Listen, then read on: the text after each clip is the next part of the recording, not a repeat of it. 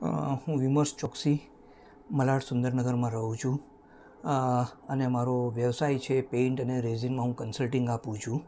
અને મારા કોલેજના સ્કૂલના મિત્ર રાજન મિત્તા અમે લોકો સાથે એજ્યુકેશન લીધેલું હતું અને હું થોડો મૂંઝવણમાં હતો અને એ મારી ચાર્ટર્ડ એકાઉન્ટન્ટના હિસાબે મારા અકાઉન્ટ્સને બધું બી લખે છે. તો થોડી ઘણી કોઈક વખત મૂંઝવણ હોય છે ત્યારે હું તેમને યાદ કરું છું. તો મારે જરા ઇન્સ્યોરન્સમાં મારા ક્લેમ જે હતા એ થોડા ઘણા ડિસ્ટર્બ થઈ ગયા હતા, એટલે મને એમણે રેફરન્સ આપ્યો આપણે દેવેન્દ્રભાઈ યાદવનો, અને પછી હું એમને મળવા ગયો હતો.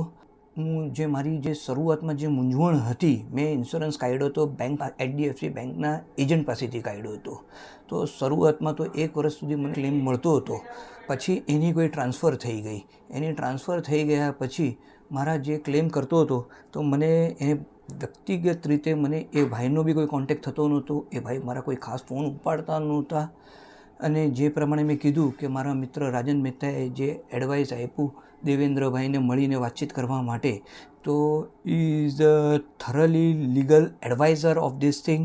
અને એમની એડવાઇસ પ્રમાણે મારા બધા જેટલા બી પ્રોબ્લેમ હતા એ બધા સોર્ટ આઉટ થઈ ગયા.